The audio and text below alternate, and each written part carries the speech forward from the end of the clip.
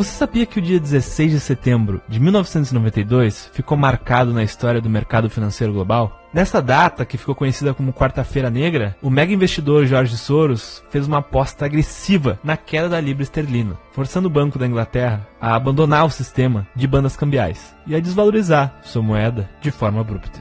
O resultado? Um lucro de $1 bilhão em apenas um dia e o título de maior trade do século. Hoje vamos falar sobre os bastidores dessa tacada de mestre e o polêmico especulador George Soros.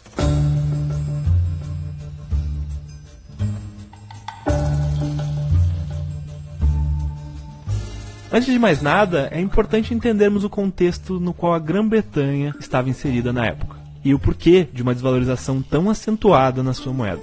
Em outubro de 1990, a Grã-Bretanha ingressou no Mecanismo Europeu de Taxas de Câmbio, que foi criado em 1979 pela Comunidade Europeia Econômica, e tinha como principal objetivo criar um mecanismo de controle de taxas de câmbio das moedas dos países europeus, reduzindo assim as oscilações do mercado. Em outras palavras, o câmbio não era flutuante. Ele operava dentro de uma banda cujo ponto central era 1 libra para cada 2,5 marcos alemães, podendo variar entre o piso de 2,75 e 3,13 sendo o teto. Caso a cotação atingisse o piso da banda, o governo deveria intervir comprando libras no mercado de câmbio. Caso atingisse o teto, o governo deveria vender.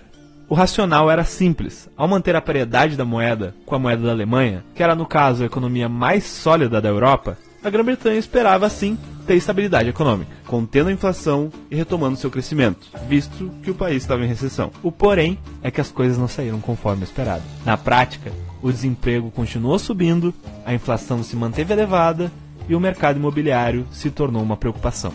Eis então que surge o primeiro grande problema.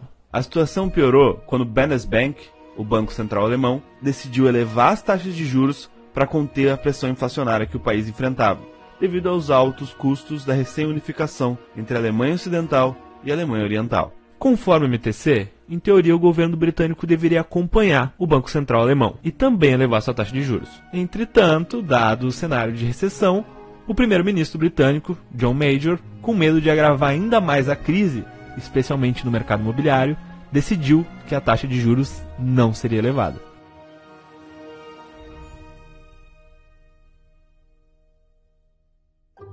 Enquanto isso, em Nova York, o mega investidor George Soros e o seu braço direito, Stanley Druckenmiller, ao analisar os fundamentos da libra esterlina, chegaram à conclusão que a moeda estava supervalorizada em relação ao marco alemão, e que o único motivo que a impedia de despencar era o fato de que o Banco da Inglaterra intervia no mercado de câmbio. Então, em agosto de 1992, montaram uma posição vendida de $1,5 bilhão na moeda britânica, na expectativa de que cedo ou tarde o governo britânico teria que ceder e desvalorizar sua moeda. E no mês seguinte, o primeiro sinal que sua tese estava certa e que a desvalorização da moeda britânica era apenas uma questão de tempo, surgiu. A Itália, que assim como a Grã-Bretanha também estava enfrentando problemas econômicos, viu sua moeda, a lira italiana, sofrer uma forte desvalorização devido ao temor do mercado de que o país pudesse sair do MTC. Ficou claro que a próxima moeda a sofrer a queda seria a libra esterlina.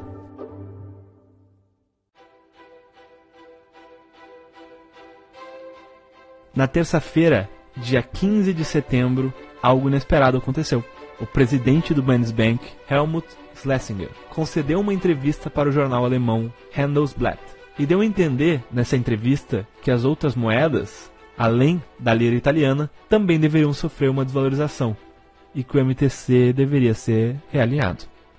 Ao ler a entrevista, Stanley Druckenmiller correu para avisar George Soros sobre o que o presidente do Banco Central alemão havia dito e sugeriu que eles aumentassem gradualmente a posição vendida na moeda britânica, visto que aquele era um forte indicativo de que a libra ia se desvalorizar muito em breve.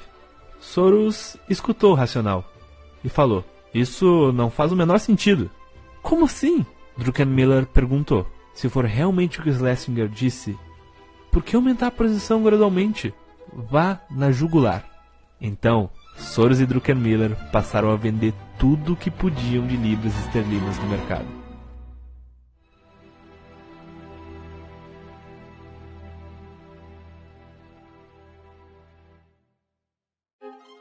o mercado abriu sob pressão.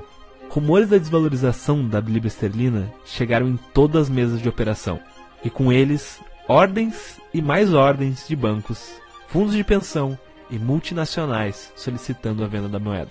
Hedge funds aproveitaram o movimento da queda e entraram vendidos, pressionando ainda mais a moeda britânica. E para tentar conter a queda, o Banco da Inglaterra entrou no mercado, comprando 1 bilhão de libras. Porém, a compra não surtiu efeito e a moeda continuou caindo. Às 11 horas, em uma tentativa de acalmar o mercado, o Banco da Inglaterra anunciou que estava levando a taxa de juros de 10% para 12%. Para Soros, esse foi um ato de desespero do governo britânico, aumentando ainda mais sua confiança no trade e fazendo que dobrasse a sua posição após o anúncio, chegando a 10 bilhões de dólares. Com o Banco da Inglaterra torrando bilhões de libras de dinheiro público a cada hora para tentar reduzir a queda, um novo aumento de taxa de juros foi anunciado, dessa vez de 12% para 15%.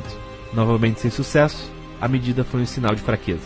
E logo após o anúncio, uma avalanche de vendas derrubou ainda mais a moeda britânica. Até o meio da tarde, o governo britânico já havia gasto 15 bilhões de libras. Às 16 horas, o Banco da Inglaterra finalmente jogou a toalha. E de repente, o único comprador da moeda estava fora do jogo. Isso fez com que a libra esterlina simplesmente despencasse 15% em pouco tempo. Não existia mais compradores. George Soros havia vencido o governo britânico. No fechamento do pregão, Soros havia feito 1 bilhão de dólares, entrando para a história do mercado financeiro mundial, como responsável do trade do século.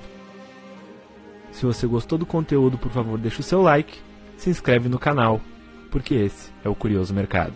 Conteúdo